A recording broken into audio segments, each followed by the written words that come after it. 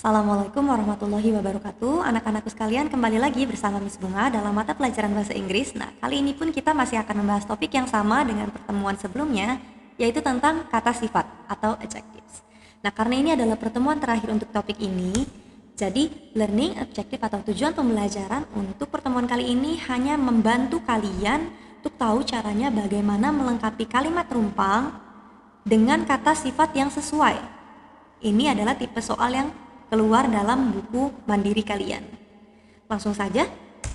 Tentu saja pertama-tama untuk dapat mengetahui kata sifat yang sesuai, kalian harus memperbanyak vocabulary atau kosakata perbendaharaan kata kalian dari kelas kata sifat. Nah, di sini Miss Bunga hanya menyediakan beberapa. Nah, untuk lebih banyak lagi, kalian bisa membuka kamus kalian masing-masing.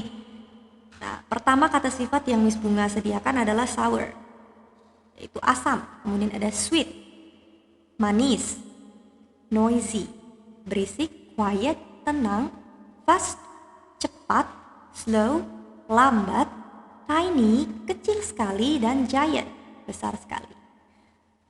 Ketika kalian sudah berhasil menemukan kata sifat yang sesuai dengan konteks yang diberikan, baik itu berupa kalimat ataupun gambar, nah, kalian bisa langsung membuat kalimat lengkap seperti ini berdasarkan gambar yang diberikan. Contoh pertama di sini. This boy is sick. This boy is healthy. Anak laki-laki yang ini sakit. Anak laki-laki yang ini sehat. This cat is clean. That cat is dirty. Kucing yang ini bersih, kucing yang ini kotor. Nah, sekarang Miss Bunga mau coba cek, sudahkah kalian memahami cara mencari kata sifat yang sesuai dengan gambar? Gambar ini sudah muncul, kalian masih ingatkah kata sifat yang sesuai? Apakah sweet, bitter, sour, atau salty? Jawabannya adalah sour, asam. Karena gambar yang ditunjukkan adalah lemon and lime, lemon dan jeruk nipis. Untuk gambar kedua, kata sifat manakah yang cocok dengan gambar ini? Apakah dirty, clean, giant, atau sick? Jawabannya adalah dirty, kotor.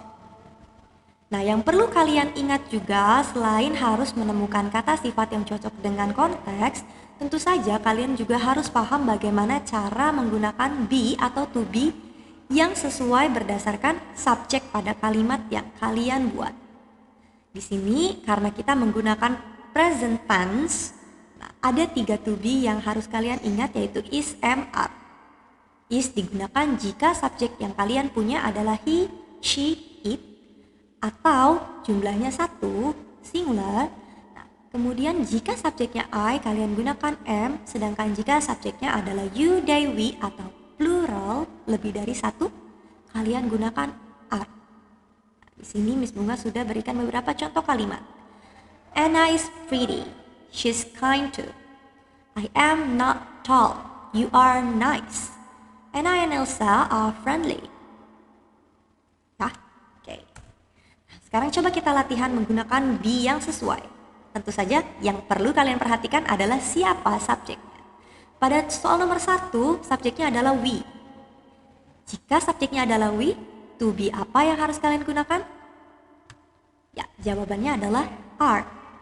Nah, kemudian untuk nomor 2, jika subjeknya adalah he, maka to be yang tepat adalah is. Untuk nomor 3, subjeknya adalah I, maka to be-nya adalah am. Gampang ya? Nah, sekarang bisakah kalian coba membuat beberapa kalimat dengan kata sifat di dalamnya dan juga be yang sesuai berdasarkan subjek berdasarkan gambar ini? Silahkan coba dibuat. Sekarang kita lihat apakah kalimat yang kalian buat sama dengan apa yang Miss Bunga buat. Yang pertama, Miss Bunga buat he is young. Young artinya muda. Karena dalam foto ini anak laki-lakinya masih muda. Kemudian ada he is thin. Thin artinya kurus. Kemudian his smile is beautiful. Senyumnya indah. His hair is brown. Warna rambutnya adalah coklat. His teeth are clean. Giginya bersih. His shirt is white. Kaosnya berwarna putih. His blanket is thick and warm. Adakah yang sama kalimatnya dengan buatan Miss Bunga? Nah, kalau berbeda, yang penting penggunaan be-nya betul dan kemudian pemilihan kata sifatnya juga sesuai ya, dengan gambar yang diberikan. Nah, seperti kalian lihat di sini digunakan banyak possessive adjective his. Meskipun kita sudah pernah mempelajari sebelumnya, Miss Bunga review kembali supaya untuk yang lupa, jadi ingat lagi. Nah, jadi apa sih possessive adjective? Possessive adjective adalah kata sifat penunjuk kepemilikan, kepunyaan. Jadi kalau saya memiliki sesuatu, possessive adjective-nya adalah my shirt, baju saya, baju milik saya. Nah, kalau yang punya sesuatu adalah you, maka possessive adjective-nya adalah your. Untuk they, kita gunakan their. Untuk we, kita gunakan our. Untuk he, ada his. Sedangkan she, ada her. Kemudian untuk it, ada its. Oke, kalian bisa ingat-ingat ini. Nah, sekarang kita coba untuk mengetes apakah kalian sudah paham bagaimana menggunakan to be, kemudian possessive adjectives dan juga adjectives untuk melengkapi kalimat rumpah. Nah, contohnya untuk nomor 1, kira-kira to be manakah yang tepat digunakan jika subjeknya adalah this book? Yaitu singular, 1. Untuk nomor 2, di sini kalian perlu menentukan possessive adjective manakah yang tepat digunakan jika yang dimaksud sebagai pemilik adalah saya. Karena sebelumnya disebutkan mine. Mine adalah milik saya.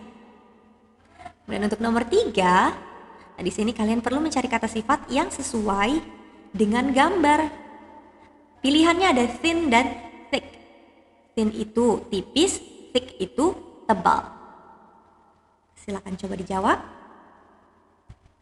Apakah jawaban kalian sudah betul? Kalau sudah betul, selamat, artinya kalian paham untuk pembelajaran hari ini.